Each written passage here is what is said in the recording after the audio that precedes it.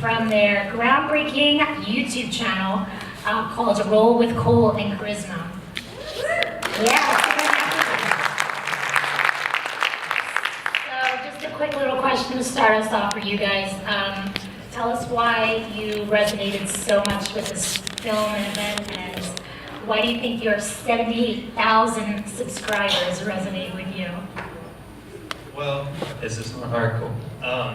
I think the film resonated so much with me just because of how it hit home. Like, a lot of what they talked about were a lot of the same concerns, worries that I had when I was, before I found Charisma, really. And then even after I found Charisma, thinking about like starting a family and stuff, like those are all like very pressing things on my mind. So seeing others go through it and speak on that is, it really speaks to me too. I was just gonna say, I love the documentary because it showed a different perspective. From our channel, a lot of people, they always question, what if the female was in a wheelchair? Would it be, the same? And I love that this documentary showed that perspective because people always wonder, if that would be the case, if it would be the same kind of relationship, and it is. Awesome, thank you guys. So next we have two of my beautiful friends in CMT family. We have Bernadette Scarduzio and Richard Cole. Bernadette is a natural-born trailblazer and disability activist from Pennsylvania.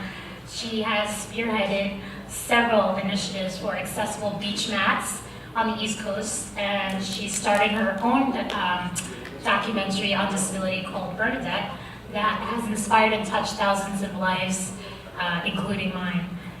And next to her we have Richard Cole, who's a single dad, retired Navy nurse, and shock trauma platoon leader, who in 2017 drove solo across the US in his RV while documenting his journey and bringing awareness to CMT. Let's give a round of applause for those guys.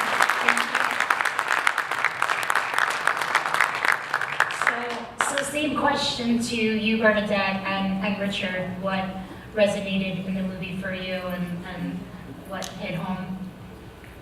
The movie, can you hear me? Okay. It was great. I thought, obviously it hit home for me. I used to walk, so a lot of, I had these feelings of, when I'm in a chair, am I going to find somebody, or is it going to work out?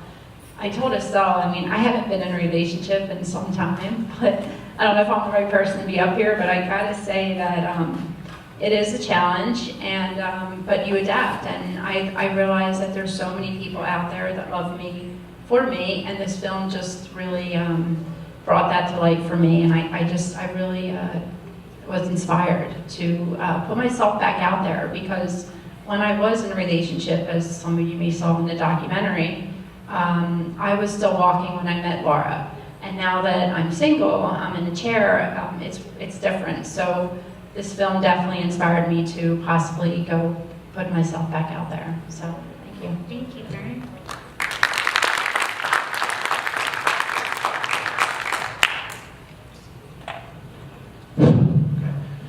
Well, for me, similar. It was encouraging to see that other people were struggling the same things that I feel I struggle with, and sometimes I feel alone in that process. And so to be able to experience with other people and to see on the screen there in the movie that people also have the same struggles, the same concerns, and also, it gives me encouragement that there is somebody out there, and that I don't have to settle. I can be still selective as I want to be, and take my time and find somebody in my life who can really appreciate me for me and what I feel I have to offer, and hopefully someone else will certainly, hopefully appreciate that. So. Thank you, Richard.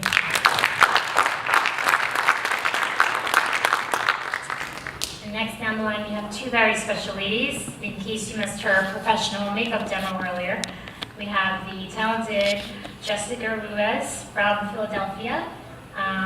Born without the use of her arms or hands, she's defied the status quo to become a well sought after makeup artist in a hyper-competitive industry.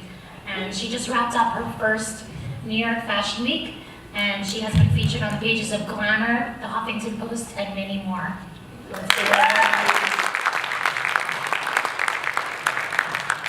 To her right, we have the 2017 Miss Wheelchair New York, the fierce Dania Manderson.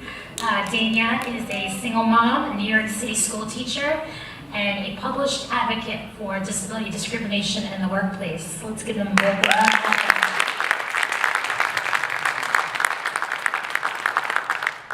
So, similar question to both of you. I know you have a different perspective, Jessica, being married and everything. What did you take away from the film? So my situation is a little bit different. Both me and my husband are physically disabled. He has a disability which is called achondroplasia. It's a form of dwarfism.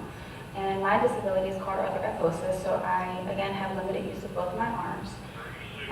So, you know, care for me is almost total. The only thing I can independently do is my face.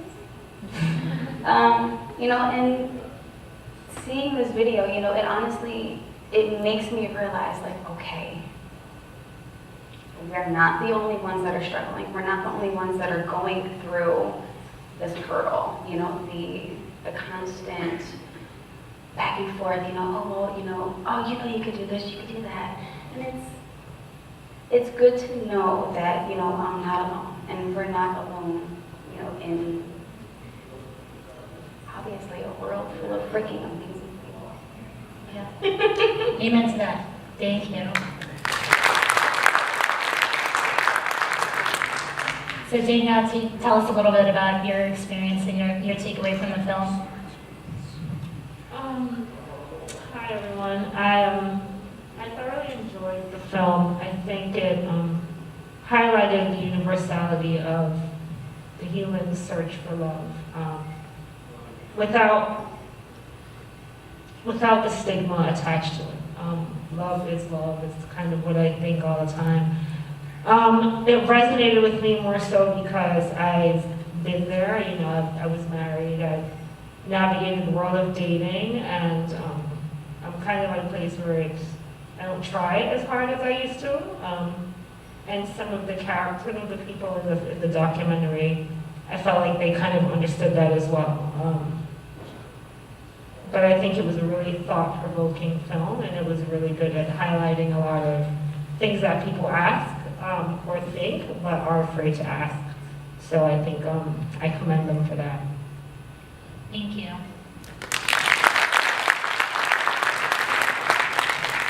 And next up, he needs no intro. We have Chris Crespo and his lovely girlfriend, Katie Jakovic, joining us. So tell us a little bit about what your experience has been like dating and kind of meeting and being in a relationship. You first, right? Well, yeah, it's like fun watching the movie and seeing like, oh yeah, this dating kind of sucks, but like it's interesting to see like you know, I'm lucky enough to have Katie, and like she's always been there, and it is that like when that moment of like, oh, when the rock climbing guy like kind of realized like, oh, this is the one, or his wife was saying that, it was like, oh yeah, now like when I met Katie, it was like that was like what was going through my head the entire time. I was like, oh crap. I was like really nervous when I was like, you know, talking to her and like going out with her a couple times. It was like, oh man, like it was one of those things where I was like afraid, but also like assuring myself like, oh no, this is right. Yeah. Well, we clicked right away. Like I've never clicked with anyone the way I clicked with Chris. And you know, we met on OkCupid, and we could talk. We could talk I could talk to him on the phone, and I'm not a phone person. And we would be on the phone for like 4 hours. And I met him, and the first thing he did was kiss me. And I just knew that he was my person. I love it. Thank you guys. Thanks so much. And next on our panel, we have a TEDx speaker and the founder of the Garrison Red Project for Disability Awareness. He's doing all of this while currently training for the Paralympics. Please welcome Garrison Red. Yeah, so this movie rarely hit home. However, my experience was quite different. Like, once I got paralyzed, I went immediately to college. I got injured my senior year of high school. And when I went to college, the wheelchair became like a magnet for me. Like, girls was coming up to me all day, like, you need help with something. And then my friends was like, maybe you should come with us to parties. So I started going to parties every night.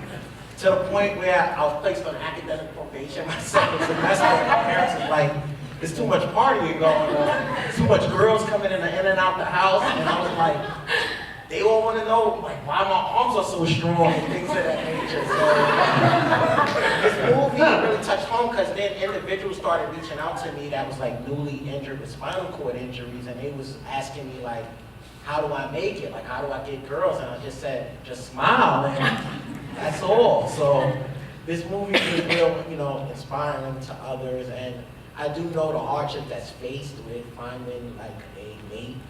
But I believe that if you have a good smile, a good personality, then the right people will gravitate towards you organically. Absolutely. That's all that you need. Yeah, it's all about the confidence. Exactly. Thank you so much. You got plenty of it, obviously. Yeah, exactly. I have a lot of it. Thank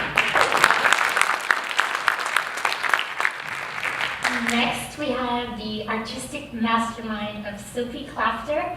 You may have seen some of her intriguing and empowering portraits capturing the beauty of disability in Vogue Italy, Refinery 29, and the Smithsonian Museum. Please welcome Sophie Klafter.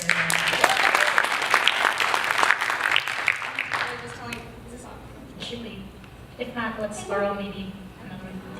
Hey guys. Okay. I was just telling Dan, this is actually my third time seeing this film, and it never gets old, and it's amazing. I spent the last 7 years working with people with disabilities and talking in depth about their life and their sex life, their love life, their romantic life comes up all the time, and a lot of them are afraid to go out there and find someone. And this is just the kind of film that I want everyone to see, whether they're able-bodied or not. But my deepest relationship in the past was with someone who was also disabled, and he was albino, and he was blind, and also like couldn't really spend much time out in the sun. And I have CMT, and I have trouble with balance, steps, walking, and we learned how to care for each other in such a vulnerable and deep way that it was something I'll always cherish. And I hope that other people can kind of get there. And so pretty much what this movie showed me was just the depth of what love could be, and reminded me about that. Absolutely unconditional. Yeah. Thank you. And last but not least, we have a special treat for us tonight, the executive producer of the movie, Dan Garcia. Thanks so much for joining, Dan. It's on, right? Yeah. All right. I just want to say thank you for the panel, everyone that's here. And Estella, thank you so much for putting this together. I don't think, a round of applause for Estella. I don't think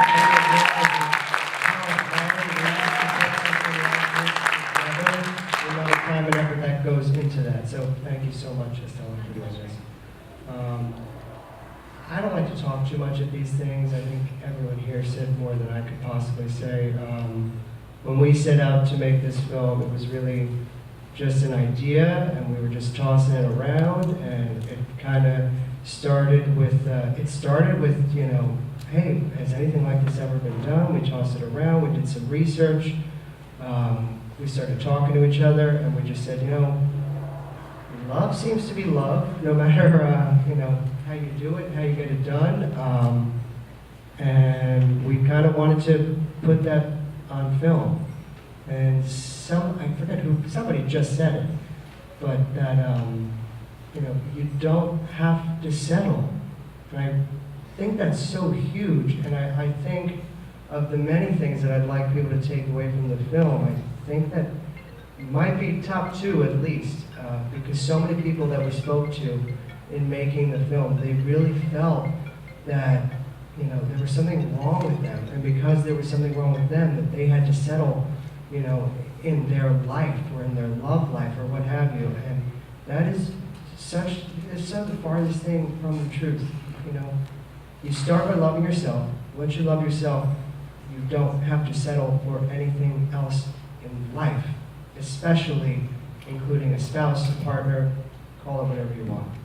100%. Yeah, I think that's one of the strongest messages from this film is that once you have that self-love, you know what you're worth, and you know you should never have to settle and feel shame for being who you are. It's just, it gives us permission to be who we are and to celebrate it rather than try and hide it. So I thank you for being part of this film and bringing this message to the world. I think it's powerful, and it was definitely something that from the minute Sophie and I saw it for the first time, we were just like, wow, we need to share this with more people. So thank you so much for being part of that. Thank you. Thank everyone for